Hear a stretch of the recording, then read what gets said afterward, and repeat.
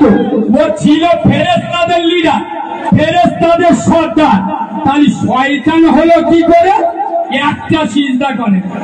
কটা বলো, জোরে বলো। একটা সিজদা না করে ইবলিস যদি ফেরেশতাদের লিডার থেকে শয়তানের লিডার হয়ে যায়, বলো মুসলমানের বাচ্চা, বলতে তোমাদের হবে সারাদিন কটা সিজদার ইনকার করছো, তারপরে নিজেকে মুসলমান বলে পরিচয় দাও। তোর লজ্জা শরম নেই? তুই নির্লজ্জ বেহায়া দোকান কাদামাল। আচ্ছা, আপনাদের মাঝে মাঝে মনে মনে হয় না যে ইবলিস একটা সিজদা ছেড়ে দে শয়তানের সর্দার হয়ে গেল? আর আমরা সারাদিন তো কয়েকশ সিজদা ছেড়ে দিচ্ছি, আমরা শয়তানের ওপরের মাল। কথা বুঝতে পারেন? আমি ডেঞ্জারের শয়তান, শয়তান তো একটা সিজদা ছেড়েছে, আর আমি সারাদিন কটা সিজদা ছাড়ছি। শয়তানের বলতেছি দেখে লে, দেখে লে। তুই আমাদের কাছে টেক খাবি? কসম খোদা, রায়পুরের মাটিতে দাঁড়িয়ে আমি কালিমুল্লাহ জেহাদি এসব ভাষা সহজে বাংলার সব বক্তার মুখে পাবেন না। এসব ভাষা বলতে গেলে 36 ইঞ্চি সিনার আগে। শোনো মুসলমানের বাচ্চা, তবলিগ করছো করো, ফুরফুরা করছো করো, হেজবুল্লাহ করছো করো, দেওবন্দ করছো করো, আহলে হাদিস করছো করো, জামাত ইসলামী করছো করো, কাছে উঠে আজান দিচ্ছ দাও। সিপিএম হোক, কংগ্রেস হোক, তৃণমূল হোক, আইএসএফ হোক, আইটিস্টানের, যার ভিতরে নামাজ নেই ওই ঈমান নাই। কথা ঠিক বললাম তো?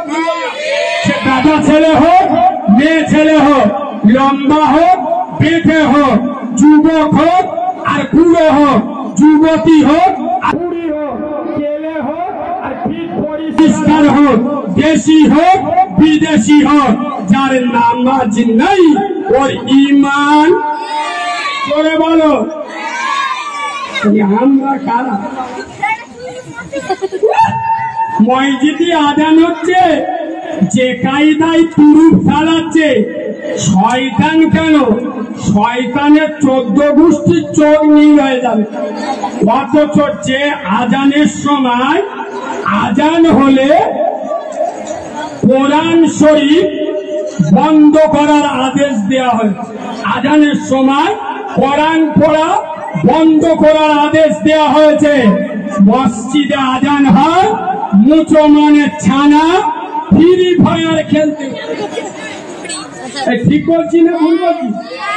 চুল কেটেছে সারা পাক্কাই এড়ে গরুর মতো, বাঁধা দেখলি বুঝতে পারবেন, বাঁধা কবির মতো চুল কেটে।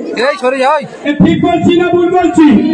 আজান হচ্ছে, চার দোকানে বসে লুডু খেলা চলছে, আজান হচ্ছে, তুরুপ চলছে, অথচ আমেনার লাল প্রতিটা কথায় হাদিস বলছি, বিশ্ব নবী বলে যাচ্ছে আজানের সময় যারা খারাপ কাজে লিপ্ত থাকে আল্লাহর বড় কঠিন আযাব গজব আসার সম্ভাবনা আছে।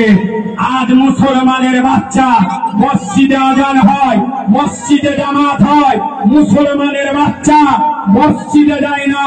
নবী বলে যাচ্ছেন মান তারাকা সালাতা ফাকাদ হাদামাদ্দিন, যারা আমার নামাজ ছেড়ে দিল ওরা আমার দিনটা ধ্বংস করে দিল।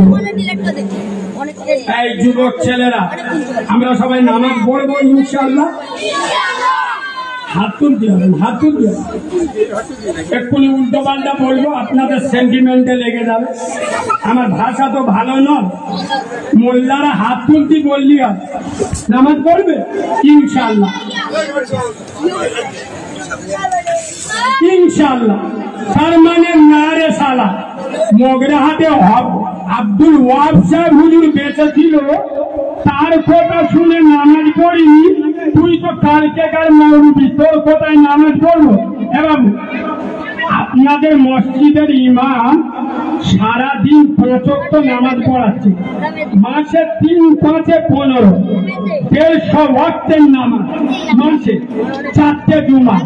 তাহলে যে ইমাম একটা মসজিদে সারা বছর ধরে নামাজের কথা বলছে, তবলিগ জামাতের সাথী ভাইয়েরা নিজের ঘাটের পয়সা খেয়ে নিজের খরচ করে বিবি বাচ্চা ছেড়ে নামাজের দাওয়াত দিচ্ছে, এরা যদি তাদের কথায় নামাজ না পড়ে, ইমামের কথায় নামাজ না পড়ে, আমি তো জন খাড়া মৌলবি, ঠিক বলছি না ভুল বলছি?